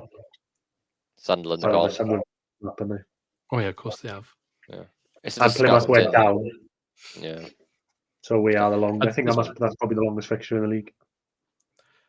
Okay, so quite a tough start in it. Middlesbrough away, Sheffield United at home, Watford home, Sheffield Wednesday away. I was gonna say it's a disgusting first two opening like away trips. Borough and then Yorkshire, like. Yeah, I just think all of our fixtures, aren't they? Yeah, most of them. They're used to Birmingham in September, the third one. That's actually one of the closer ones we've got now, isn't it? Yeah, like who have we got? We got Bristol City, got Birmingham, West Brom, Oxford. Surprisingly, it's only 2 hours. Oxford. That's it, I think. And then I think that's it for like 2.5 hours and under, isn't it? Yeah. Yeah, QPR was bad enough, isn't it? And that's only like 3 hours. That's because we were on a bus, though. If we'd driven that, that would have been lovely. But it was free bus travel, which, no bus travel. So, like, if we want to go Borough away now. We did discuss that already, but yeah, go on. I'm just going to quickly look up while we're speaking now. Like, if I want to do Borough away, I've got to drive to Borough, fly to Newcastle and drive down. Or up, whichever way Borough is from Newcastle. Or you've got to get a train. Like, if I want, let me just look up train price now. I got a rail card, keep in mind. I can't think of it. I bet a train up there is horrendous. Right, so if I do return, no guarantee you'll get like 5 times. If I do open return, I'll put the actual date, right? So what is it? August the 9th, is it? August the 9th. I'll put arrive by like midday. Find cheap tickets, it says. Yeah, so 140 quid. 3 changes, 7.5 hours. And how much is it must be cheaper to fly, surely. You'd think so, wouldn't you? Like flights. Well, I mean, if you've got the tickets in advance, maybe not now. The thing is, right, that unless it's a big group of you, you're like driving and leaving your car in Bristol Airport for a day or two. So that's probably like not much, to be fair, but like 30 quid for parking. It's a bit difficult. You don't make a weekend of it at this point, but like it's expensive, however you want to look at it. You're paying like 60 something, 70 quid return flights easily, probably. People are gonna people are either going to drive or they're going to fly and stay in Newcastle for the weekend, and they for that one. That tends to be what happens with the North Can't East. wait to see us bottom of the away charts on the first weekend. No, I know. The thing is, It's though, understandable. I can understand why people would see Newcastle as a good time. They'll go there, have a few drinks and that. But for people I don't really drink that much. When I go to away days, I don't normally have a pint. So I got no interest in going to Newcastle for the weekend. So for people like that, who just more easygoing, even Newcastle to Borough, you got to drive south for an hour. Yeah. You could just as easily they won't do flights to Leeds. But you could fly to Leeds and it's an hour and a half north, 2 hours north. I don't know, man. It's just our travel is horrendous, isn't it? I think you're hiring a car then, even though still it's just another expense. If you wanted to just drive it, Swansea to Borough, on paper it's 5 hours 41. But I'm counting roadworks on this quickest route, right? Are you not going this year? 5. No, I don't think we are this year. No, because you do visiting, didn't you, up there? Yeah, it depends. Yeah, like I said, because I've got Nicky's been on the pod a couple of times, lives up north, so we tend to if there's a northeast game, normally Sunderland because that's closer to him. We've lost that this year, so Middlesbrough's our only northeast game. And it's the first one. It's horrendous, isn't it? Yeah, I know. It's been gutting really because normally we go up for the weekend, but that's you're gonna have to meet halfway. That's only it's only because we got ties obviously up that way, but for other people, like I said, are they just going to drive up and back in the day than we do? That's a long drive. Yeah, but Borough's 5 hours 45 minutes, but there's 2 road closures on the way. There'll be 50 zones, which are always a bit more congested than what they say. That's assuming it's on a Saturday, so that's assuming there's no crashes, collisions in a 315-mile drive. It's just... And isn't there another heat wave on the way? Yeah, to be fair, I haven't gone on a bus. I haven't gone on the bus for years, but I prefer to drive to away games these days anyway. We did it to Hull, not last season, was it? Or the year before, we drove up and back in the day to Hull. It's just Plymouth, when they were here, I bet that must have been mental. 6 hours 45. Yeah, they were way high up on the list, weren't they, for travelling? But this is what gets me now. Is we are second, or us and Middlesbrough first and second. I can't remember which order for distance travelling. But then when we play Preston on a Tuesday night, now they'll be oh look, we didn't have many fans there compared to what we had on a Saturday in August or something, and we're only 2 hours away. I think Plymouth and Sunderland are glad they're 2 leagues apart. They were 7 hours 20 minutes, 410-mile drive. Yeah, and Sky probably put it at 12. Yeah, well, look, if you're making the trip up to Middlesbrough, good on you, and I hope it goes well and you get there in time, and hopefully we win, because it's just not a good situation at the moment. They need a solution fast. How many points we getting from the first month then, August? We always lose Borough away. Literally never beat Borough, so that's a write-off. Watford at home, I fancy. Sheffield Wednesday will draw. Sheffield United. They're in a bit of a pickle at the moment, don't they? Josh Windus just left them for free and went to Wrexham, didn't he? Okay, never mind. Sheffield Wednesday were going to win. So, 7 points. We're drawing against Sheffield United as well. Why not? Have you seen that? He's literally been announced today, Josh Windus to Has he? No, they're starting to cook, they are. Him, Danny Ward. I mean, he is 31. I take... Wednesday are in trouble. Oh, Wednesday in big trouble. But I'm just saying, Wrexham have just come up. They've got who would have been Welsh number 1 if he just decided to actually play football regularly as their number 2 keeper. They got a top 6 player coming in Lewis O'Brien. We think they're doing well. They're doing well. I take 4 from the first 4. I think, yeah. I think Watford winning Watford's the main thing, and then hopefully we get some other results. It's not a nice start, is it? I think Sheffield United, man, they're all thinking, we're going to win the league. They just lost in the last minute at Wembley, and they've got to come over that, go into a new season, and go again. Yeah, we did right against them last year, home and away. To be fair, narrow losses. Looking through, go on. No, I was just going to say that you're probably going to do it, but the running is pretty horrendous as well. Yeah, we'll get there. I just wanted to pick out some selections here. So we've got the return of Harry Darlings on the 25th of October. What sort of reception do we see him getting? Just not much of one. I don't think people care. Yeah. I think Burgess got announced straight away, so people have moved on. Yeah. Yeah, okay, fair enough. There will be another hostile one, though. I'm trying to look if there's anything. Coventry's going to be the one. We haven't played Coventry Grimes be yet. They're right at the end, massive aren't one. they? Yeah. West Brom away. That's, Boxing Day. Oh, that's away to Coventry. never I do mind. like to try and get to that one, but tricky. Boxing Day, Coventry timing. away is a good one. I I'm fancy that. gutted almost, right? On paper, it sounds good because like we have time off, but Coventry away and Oxford away are so close together. I'd like them to have spaced them Yeah. two out a bit more, to be honest, because I Yes. would have gone to both of them, but they're I so think close it's because it's together. Christmas period. They think put close ones in Christmas period. don't they? Yeah, I think the thing is though, if that Coventry one was like in August, I'd have definitely gone. But I'll probably Yeah. only go to like the Oxford one now. And I can't see myself going to the Coventry one. It's probably because this is probably why Wrexham is here, because they probably had the same line of thinking. Oh, we'll put Wrexham there because it's close to Christmas. So they're both in Wales. Whereas the people doing the fixture list probably didn't actually check how hard it is to get between South and North Wales. Yeah, like it's easier to get to West Brom, Yeah. which is on New Yeah. Year's Day. We always have so- West Brom New Year's Day as well. Home. It's always the first game after Christmas. But Yeah. yeah, you're right, because Coventry and Oxford are two good away days. It's a bit of a shame that they're close together. But it looks like these 4 games, like it looks to me like they've been quite conscious of, Yeah. I will give them less They to know- travel, and they obviously didn't check this one properly. That's what I think, anyway. No, with Wrexham they probably didn't consider. It's normally those ones, because the game before Christmas last year, we had Hull like Apples 12, like the week before Christmas. So that's that fixture. But it's those ones, the next 3, because they're like days apart. Yeah. But we normally have like a London club as well, like Boxing Day and Well, between. it's Oxford, isn't it? Yeah, I guess it's Oxford. Yeah, Like, I know there's 4 games between it, right? But we're playing Oxford twice in 3 weeks. That's ridiculous. Yeah, that's it. I did pick up on this in it. I wrote this That's article, annoying. but I picked up on that. We're playing Oxford twice. The first game and the last game in December are both against Oxford. they did it. They did it last year for Portsmouth. And we played them at the beginning of December, and then we had them New Year's Day away. Let's not talk about the New Year's Day one. Yeah, no, Like never West again. Brom's not too different either. We got them on the Yeah. 29th of November and then the 1st of January. So, but yeah. Anyone in particular on the list that you're dying to go to? Like, I think I probably will buy a Jack Army membership for Wrexham. I can't lie, because you just won't get the ticket otherwise. I would like to go there. So as we come down the list, do we class Bristol City as our derby this year? No, there is no derby.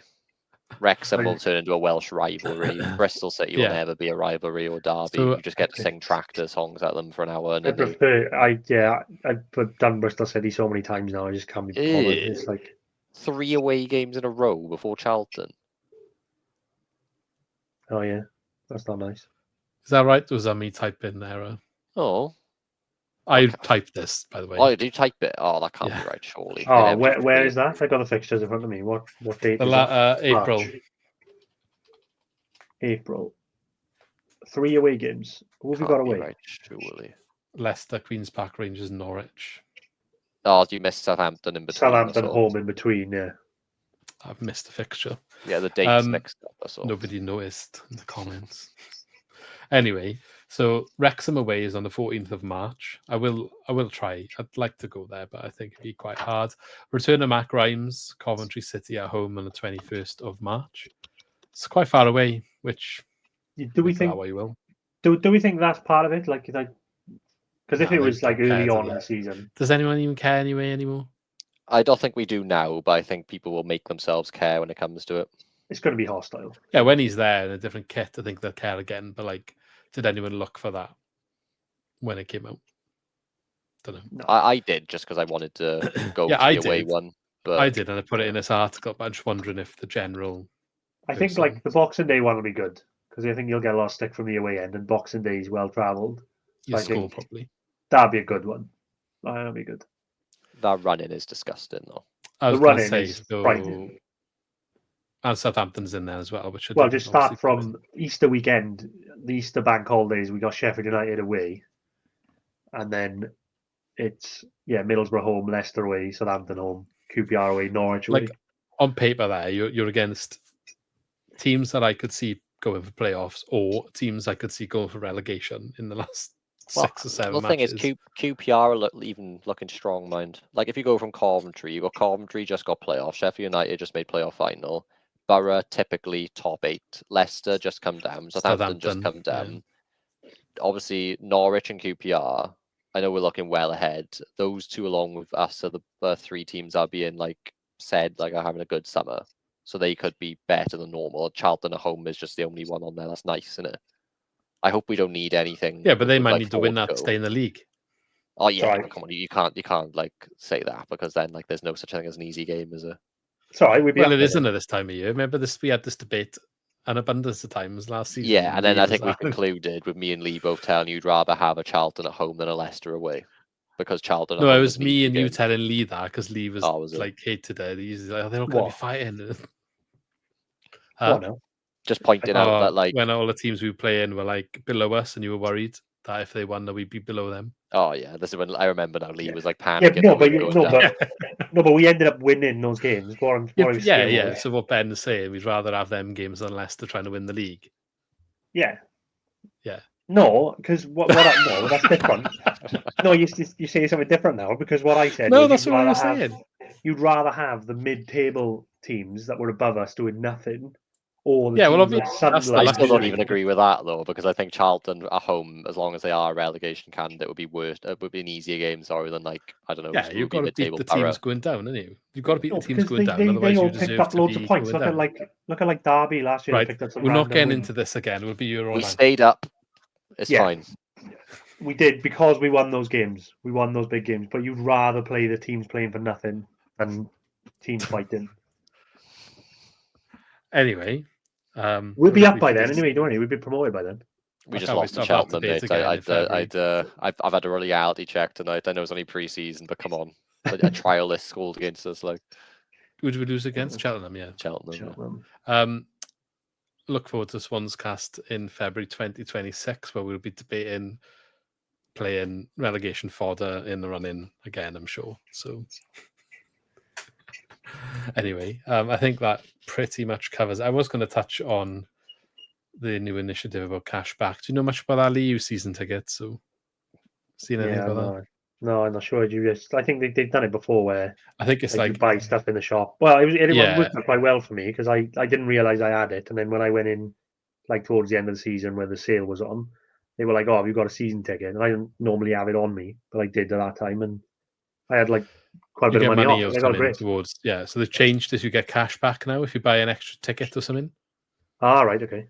I guess if you bought me a ticket for a match because you're already a season ticket, you get like cash back, and Ah, right, okay. 10% it says for Jack Army members. Season So we ticket know. holders who are also Jack Army members get 20%. I wonder Cash if the back. season. I wonder if the season ticket sales have gone up a bit. Like, So if I It's ever on good come into the feeling. game, you can buy my tickets.